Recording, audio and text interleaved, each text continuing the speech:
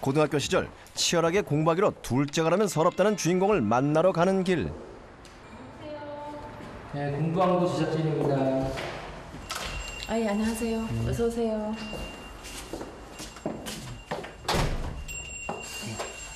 여기가 연정이 공부방입니다. 아무리 공부가 힘들어도 부모님 앞에서는 힘든 내색 한 번 없었다는 이연정 양.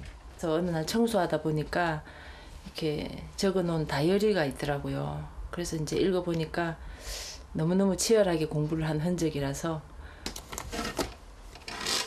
우연히 연정 양의 일기를 보게 된 어머니는 코끝이 찡해졌다.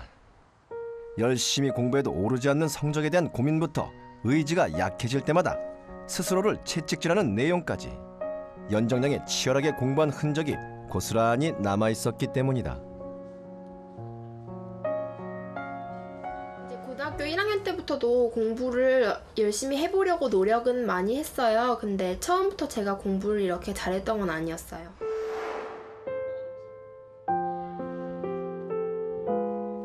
전교 30등 이내에 공부 잘하는 학생들만 모이는 심화반. 연정양은 1학년 첫 모의고사에서 난생 처음 전교 3등을 했고 꿈에 그리던 심화반에 들어갔다. 심화반에 들어가기만 하면 공부도 더 열심히 하고 성적도 쑥쑥 올릴 수 있을 거라고 생각했던 연정양. 하지만 그녀가 공부보다 더 신경 쓴 건 공부 잘하는 학생처럼 보이는 것이었다. 이거 어려운 거잖아. 근데 내 말이 이런 것도 보라. 자신에게 필요한 공부가 아니라 주변 친구들에게 보여주기 위한 공부를 해왔던 것이다. 공부를 어떻게 해야 되는지 제대로 모르는 상태에서 심화반에 들어오다 보니까 일단은 내가 친구들하고 선생님들한테 어떻게 보이는지에 굉장히 급급하게 되는 거예요. 그러면서 이제 사실은 제 수준에 맞는 문제집을 차근차근 풀어나가면서 기초를 쌓아야 되는 시기에 저는 이제 친구들한테 보여주려고 뭐 고난이도 문제집 아니면 뭐 4%의 문제집 이런 거를 쌓아놓고 푼다거나 아니면 친구들이랑 같이 모의고사를 풀 때는 이제 틀린 문제도 맞았다고 채점하면서 옆에 애가 혹시 보진 않나 이런 거에 굉장히 안달을 했었어요. 남들의 시선을 의식한 공부. 그 결과는 성적 하락으로 이어졌다.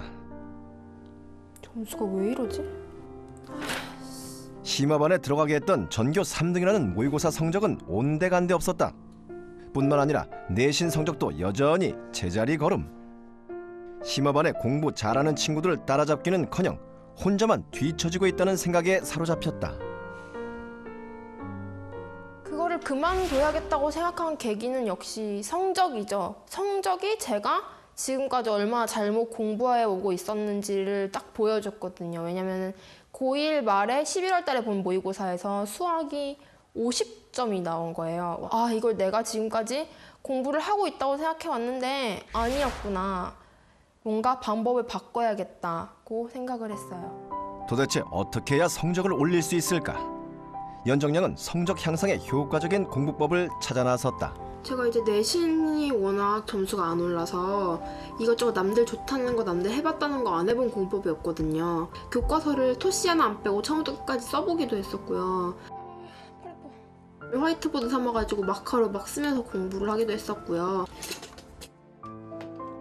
그리고 이제 선생님이 수업하신 내용을 갖다가 엄마한테 제가 수업을 하는 형식으로 막 말을 해보기도 했었고. 입 아파.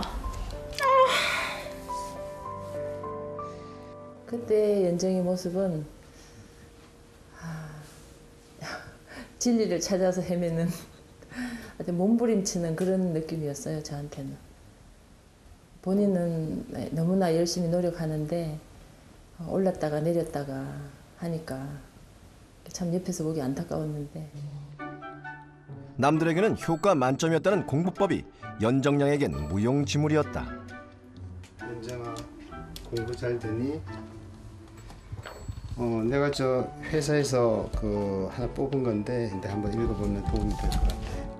그때 공부에 갈피를 잡지 못하는 연정양에게 아버지가 건넨 건 고승덕 변호사의 강의 녹취록이었다.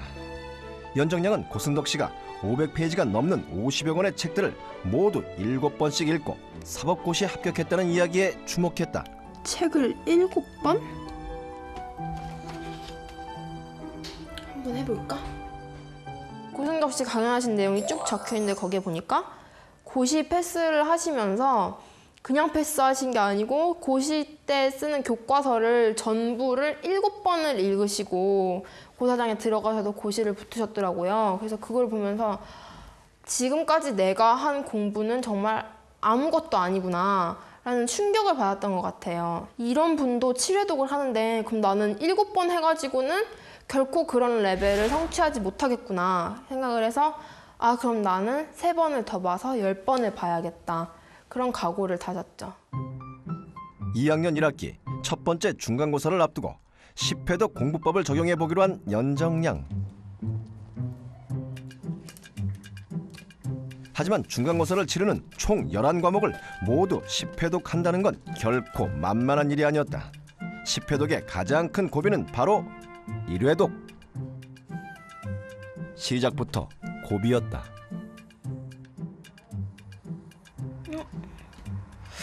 유형원? 아 여기 유형원 이익?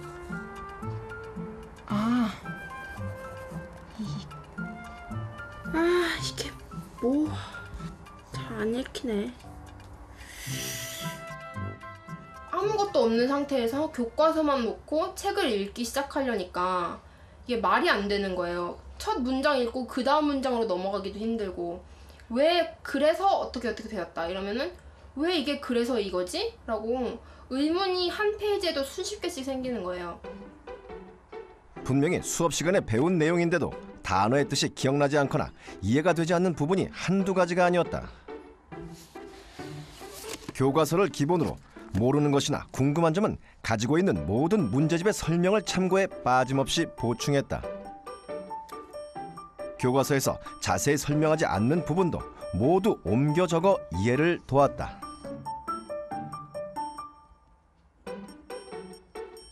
참고서로 해결되지 않는 부분은 선생님께 묻고 그 답을 찾았다. 그렇게 뼈대를 세우고 그 안에 살을 붙이는 단권화 작업을 거치면서 교과서를 읽어가는데 조금씩 속도가 붙기 시작했다. 처음 10회독을 시작을 했을 때 첫 1회독은 대략 12일 정도가 걸렸어요. 엄청 오랜 시간이 걸려서 이거를 10회독을 다 해낼 수 있을까 그런 생각이 들었는데 그 이후에 두 번째 회독부터는 12일이 걸리지 않더라고요. 거의 5일 정도 굉장히 시간이 단축되는 거를 제가 느낄 수가 있었어요. 그래서 세 번째 회독을 할 때는 약 3일 정도 만에 전 과목 회독을 마쳤거든요. 그렇게 회를 거듭해 갈수록 효율이 늘어가고 시간도 줄어드는 거를 경험을 하면서 아 이거 10회독도 할 수 있겠구나 그런 생각이 들었어요. 이전까지의 시험에서는 참고서 요약 정리를 외우는데 급급해 전체 흐름은 늘 놓쳤었다는 연정양. 하지만 5회독을 하면서부터 변화가 나타나기 시작했다. 교과서의 내용뿐만 아니라 시대별 흐름까지도 파악할 수 있게 되었다. 이 부분은 근대 태동기의 정치 부분인데요. 청나라랑 조선의 대외 관계에 대한 내용이 나와요. 근데 이제 이 정치 부분에서는 청나라가 국력이 크게 신장이 된 다음에 우리나라 학자들 중에서도 청나라를 무조건 배척하지만 말고 적극적으로 배워보자는 북학론을 제기하는 사람들이 나왔다.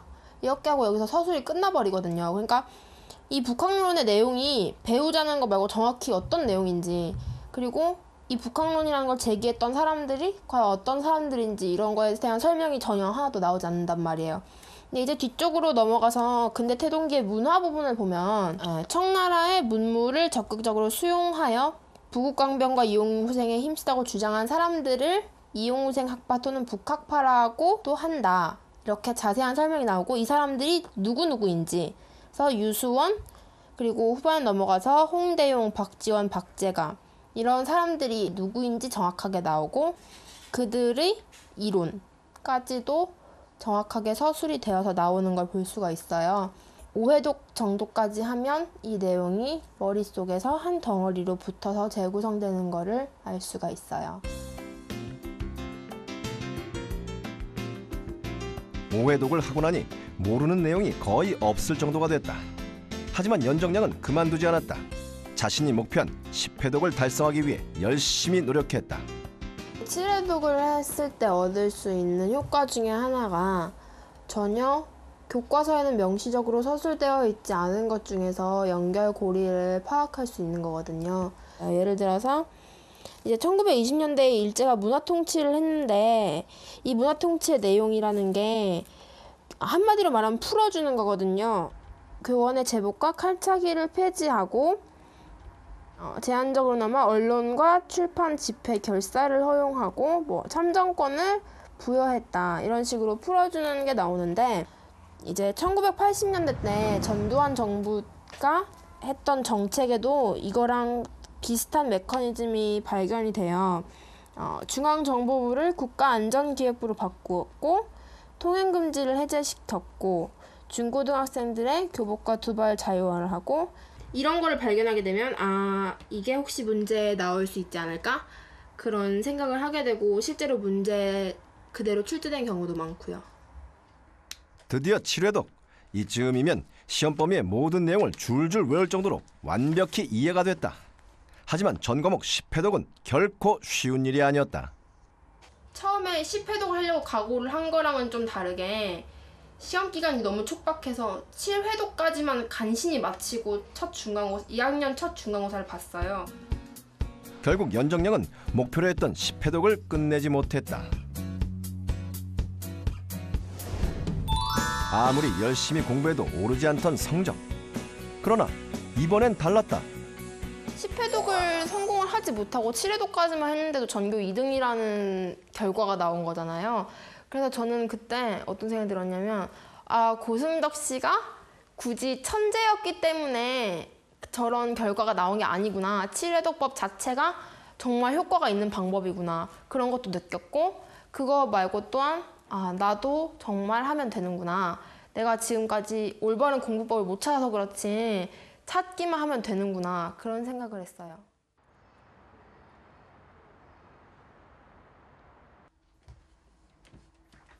다음 목표는 전교 1등. 반드시 10회독을 완성해 보기로 했다. 무엇보다 중요한 것은 치밀한 계획과 시간 관리였다. 기말고사를 총 5일간 봐요.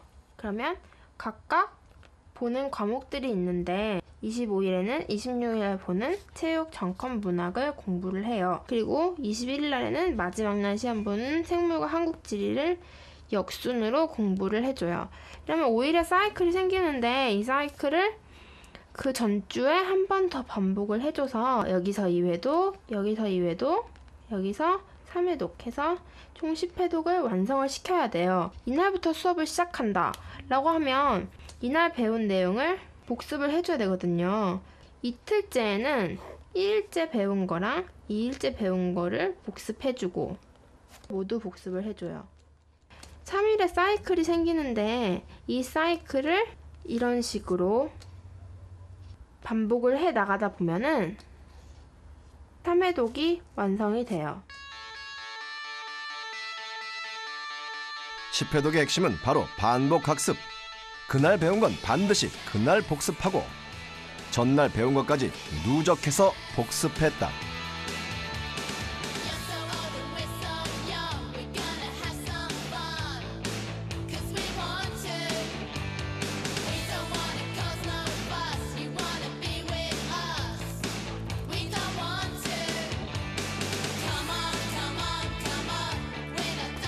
이건 다 했다. 10회독은 7회독이랑도 좀 약간 달라요. 8번, 9번, 10번까지 읽게 되면은 진짜 교과서의 구석탱이에 있는 아주 사소한 디테일, 어떤 연도라던가 어떤 숫자라던가 이런 것까지 저절로 외워지게 되는 거예요. 그래서 이제 눈을 감으면 눈앞에 교과서가 떠오르는데 왼쪽 하단에 어떤 그림이 있었고 오른쪽 상단에 어떤 그래프가 있었는데 그 페이지 안에 어떤 내용이 있었다. 그래서 그거를 거의 시험 시간에 머릿속에서 펼쳐서 볼 수 있을 정도로. 기말고사 전교 1등. 전 과목 10회독 공법의 효과. 연정량은 성적으로 증명했다. 1등이라는 게 중요한 게 내 앞에 달리는 사람이 아무도 없다는 거잖아요. 그래서 이제 주변 사람들도 반응이 완전히 달라진 거예요. 저를 보는 눈빛도 달라지고 저를 대하는 대우도 달라지고 그래서 이제 전교 1등이라는 그 타이틀뿐만이 아니라 그게 가져다주는 이런 어떤 외부적인 것들 있잖아요. 주변 사람들의 부러움, 뭐 시선이라던가 그런 것에 완전히 도취가 된 거죠. 근데 어쨌든 기분은 굉장히 좋았어요. 공부라는 거는 새로운 사실을 기억하고 자기 거를 만드는 거잖아요. 그 과정에 가장 필요한 게 여러 번 반복하는 거예요. 공부 잘하는 애들 보면 학교에서 공부한 거를 다시 반복하는 거예요. 그러니까 공부를 잘하기 위해서는 공부한 거를 한 번에 끝내지 말고 계속 반복해서 자기로 만드는 과정이 꼭 필요하다고 볼 수 있는 거죠.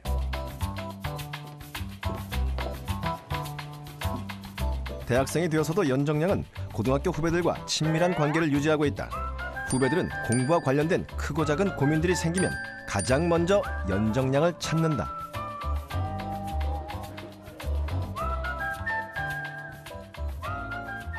연정량이 학교에 온다는 소식을 듣고 일찍부터 마중 나와 있는 후배들.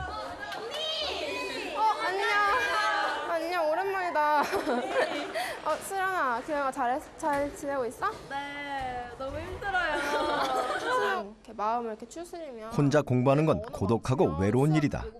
그것을 누구보다 잘 아는 연정량은 자신의 경험담을 들려주며 후배들을 격려하곤 한다. 문제가 너가 잘 푸는 게 이렇게 나온다. 할 수 있어. 그리고 언어 지나면 사실 수리부터는 별로 안 떨려. 지극히 평범했던 나도 해냈으니 너희도 당연히 할 수 있다. 연정량이 후배들에게 가장 해주고 싶은 말이다. 요번에 연세대학교 경제학부에 들어갔고 너희 선배 언니 반갑게 맞이고 좋은 시간 되었으면 한다.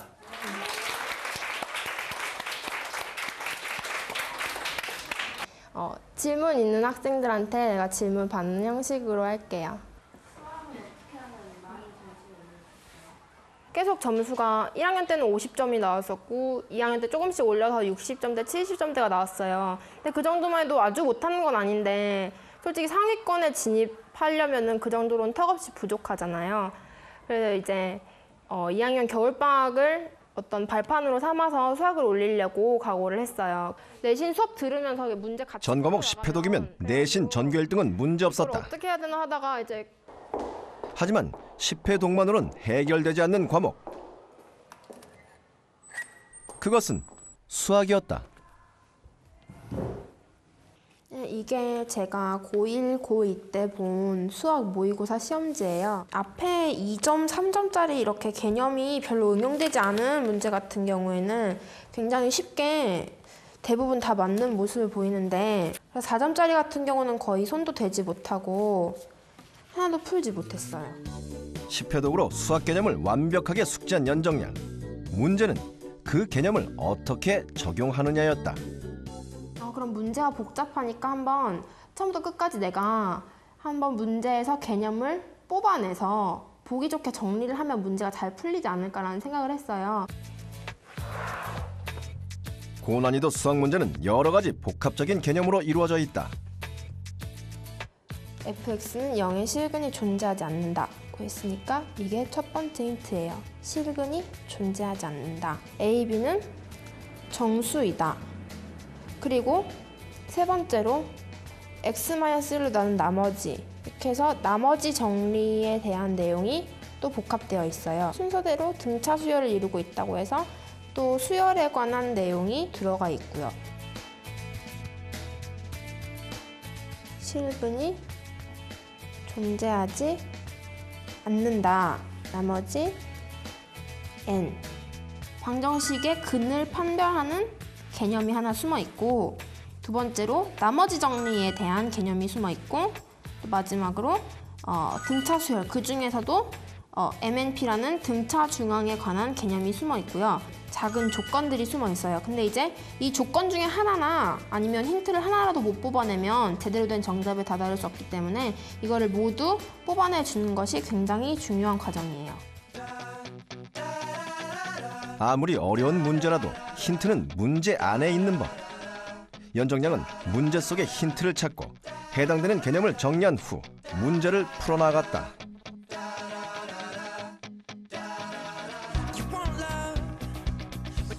이전에는 손도 대지 못하던 문제들을 모두 풀 수 있게 된 연정량. 3일에 한 권씩 고2 겨울방학 동안 오로지 수학에만 매달렸다.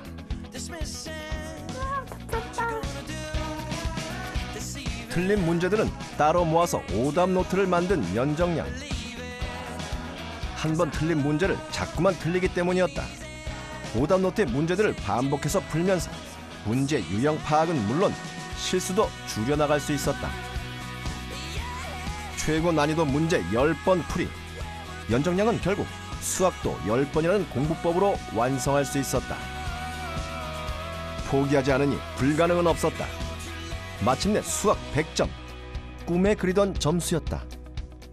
6월, 9월 평가에서는 만점을 받았거든요. 근데 그때 시험이 난이도가 굉장히 어려워서 거의 표준 점수가 180, 170 몇 가지 올라갔을 텐데도 그렇게 어려운 문제를 이렇게 정말 열심히, 이게 연정이 손을 보면 알겠지만 진짜 공부를 많이 해서 손이 다 이 수학 잡을 때 연필 잡은 데가 다 이렇게 다 동그랗게 이렇게 알이 다 베겼었어요. 그래서 되게 가슴이 아팠었어요. 그거 볼 때 제가. 그래서 얘가 진짜 열심히 했구나, 수학 공부를. 2학년 때까지는 못 푸는 문제가 굉장히 많았어요. 손을 대도 못 풀거나 아니면 시간이 모자라서 못 풀거나 그런 문제가 많았는데 그날은 뭔가 다른 거예요. 문제를 푸는데 이제 못 푸는 문제가 없는 거죠. 이 문제도 풀 수 있고 저 문제도 풀 수 있고 제 힘으로 모든 문제를 다 풀 수 있는 거예요. 일단 저는 거기서 채점을 굳이 하지 않고도 됐다는 느낌을 받았어요. 근데 이제 채점을 하고 나서 100점이라는 걸 알게 됐을 때는 정말 세상에 하면 안 되는 거는 없구나. 진짜 그야말로 없구나 라는 생각을 했고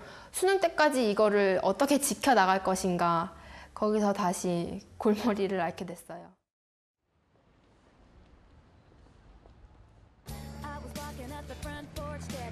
대학에서의 첫 해를 누구보다 즐겁게 보내고 있는 연정량.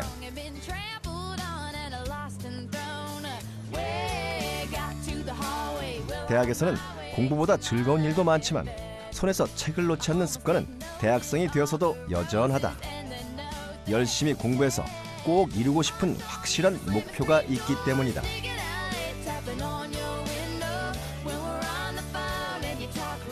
제가 가장 존경하는 경제학자인 알프레드 마샬이 경제학자는 냉철한 두뇌와 따뜻한 가슴을 지녀야 한다라는 말씀을 하셨어요. 저 항상 이 말씀을 행동으로 옮기면서 살아가는 사람이 되고 싶어요. 그래서 이 세상에 너무 소외된 곳에 계신 분들이 많은데 그렇게 혜택받지 못한 사람들을 위해서 빛을 전하는 사회적 기업인이 되는 게 제 꿈이자 목표예요. 입시라는 경주를 하다 보면 때론 넘어지고 때론 좌절도 한다. 하지만 중요한 건 다시 일어나 끝까지 완주하는 것이다. 연정량은 말한다. 끝까지 포기하지 않는 것. 그것이 지금 잘하는 것보다 훨씬 중요하다고.